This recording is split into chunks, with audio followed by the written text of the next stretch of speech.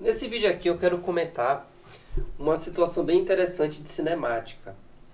No final, tá? No final eu vou deixar um vídeo de um experimento realizado no MIT, tá? Para quem não conhece, o MIT é só a melhor universidade do mundo. E é importante você assistir essas duas partes do vídeo. Essa primeira parte aqui eu vou apresentar a parte matemática, né? A parte física, explicar. E no final tem, no caso, a demonstração na prática. É importante assistir essas duas partes, tá? Para você ver que o que você estuda em física tem aplicação no mundo real, tá certo? Então a gente pode entender muita coisa escrevendo, tá? E essas coisas têm aplicação, existe explicação no... Tem aplicação, né? E existe explicação no cotidiano, no mundo real. É importante para tirar essa ideia de que física é só mais uma matéria de escola. Física é uma ciência que estuda a natureza, tá certo? Então vamos lá, no que é que consiste o problema? Aqui eu tenho um caçador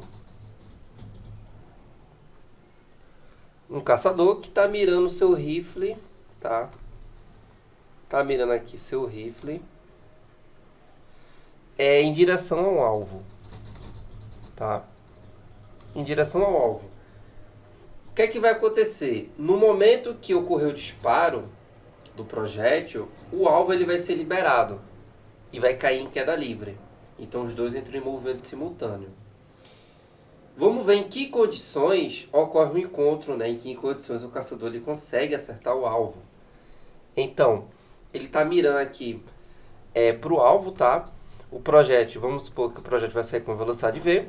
Ele está a uma distância d do alvo, tá? Da trajetória do alvo. E vamos ver em que condições ele consegue acertar. Bom, primeiro de tudo, tá? Uma situação interessante. Vamos considerar que g é igual a zero. Tá? Se g é igual a zero, não tem gravidade. Se não tem gravidade, no momento que isso aqui for solto e ocorrer o disparo, eu posso garantir que vai haver um encontro. Por quê? No momento que for solto, o alvo for liberado, tá, em queda livre, ele não vai cair. Ele vai permanecer na mesma posição. Beleza? Não tem nenhuma força puxando ele vai permanecer onde ele está. E qual vai ser a trajetória do disparo do projétil? A trajetória do projétil vai ser essa aqui. Ele vai caminhar em linha reta, né, em movimento uniforme, e vai conseguir atingir o alvo. Então, se g é igual a zero, o caçador, né, a gente conclui que o caçador precisa nem de matemática para isso, né? Não precisa nem fazer conta. O caçador acerta o alvo. Precisa nem de conta. Agora, a coisa fica interessante quando a gente coloca a gravidade. Então vamos analisar a situação com g diferente de zero, ou seja, existe gravidade. Bom, existindo gravidade, aí sim, quando isso aqui for solto, vai entrar em queda livre, né? Essa aqui vai ser a trajetória do alvo. E a trajetória do projétil, veja que isso aqui vai ser um lançamento oblíquo. A trajetória do projétil vai ser essa parábola, tá certo? Bom, concorda que para ele acertar o alvo, as trajetórias têm que se cruzarem no mesmo instante. Né? Tem que se cruzar no mesmo instante. Ou seja, o encontro é sempre no espaço e no tempo. Beleza. Vamos montar aqui as equações das posições tanto do alvo quanto do projétil. Beleza? Tanto do alvo quanto do projétil. Eu vou chamar o projétil aqui de 2, tá? De 1, aliás. Para indicar o projétil e para o alvo vou me indicar por 2. Beleza? Seguinte, eu defini D e defini θ, que é o ângulo de inclinação aí que o cara tá mirando, o caçador tá mirando. Com isso eu consigo determinar também a altura. Se eu sei a medida D, se eu sei o ângulo de inclinação θ, se eu fizer uma tangente aqui, ó, então tangente de θ é cateto oposto, a altura sobre cateto adjacente. Então, a altura é D vezes tangente θ, beleza? Então, a altura aqui é D tangente θ. Vamos montar aqui a equação horária da posição vertical de 1 e de 2, tá? Veja que, novamente, o encontro ele ocorre no espaço e no tempo. Então, aqui os dois têm que ter a mesma posição vertical. Logicamente, também tem que ter a mesma posição horizontal, tá? Vamos montar aqui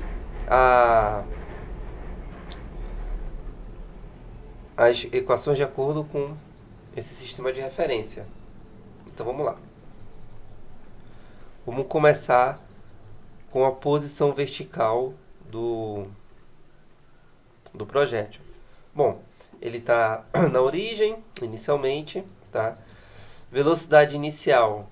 Ó, lembrando que isso aqui a gente vai usar conhecimentos de lançamento oblíquo, beleza? Então lembra aí que a gente vai decompor a velocidade em dois componentes, né? Independência dos movimentos de Galileu, tá? Então, velocidade inicial vertical, que é V seno θ vezes t menos g t ao quadrado sobre 2. E a equação da posição vertical do alvo, né, que é 2, vai ser só a posição vertical inicial, que se aqui é a origem, aqui é d tangente θ, menos g t ao quadrado sobre 2. Beleza? Então, aqui eu tenho as duas equações horárias da posição. Bom, é o seguinte. Uma coisa aqui é definida. Uma coisa já está definida, que é o tempo que leva para o projétil chegar na trajetória do alvo, tá? O movimento aqui horizontal ele é uniforme, então esse intervalo de tempo que o projétil vai chegar na trajetória, né? É só fazer a distância sobre a velocidade, já que o movimento ele é uniforme, ou seja, a velocidade é v cosseno θ. Pronto. Esse é o tempo que leva para o projeto chegar ali. E vamos ver agora qual é a posição vertical tanto do projétil quanto do alvo, né? Após ter passado esse intervalo de tempo. Lembrando que os movimentos ocorrem simultaneamente, tá? Os dois tanto o alvo quanto o projétil vão começar o movimento no mesmo tempo. Então, esse intervalo de tempo vai passar igualmente para os dois. Então, ó, para t igual a ΔT, vamos verificar a posição vertical de 1, né? Em ΔT, vai ficar V seno θ vezes t. Lembrando que ΔT é dV sobre cosseno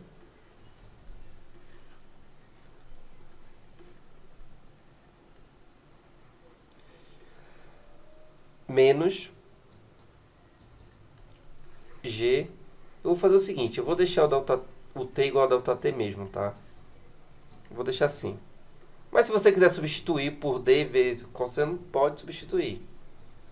Bom, é o seguinte, V cortar com V, seno sobre cosseno é tangente. Então isso aqui fica tangente θ vezes d menos g vezes ΔT ao quadrado dividido por 2, tranquilo? E agora, qual é a posição vertical do alvo também após passar esse tempo aí? Vai ser, bom, aqui é a equação dele, né? Vamos substituir. Então, d tangente θ menos g ΔT ao quadrado sobre 2. Percebeu uma coisa? Percebeu que eles são iguais?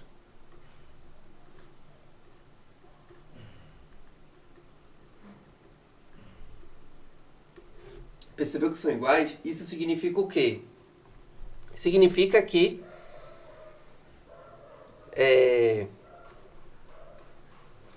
Y1, tá? A posição vertical de 1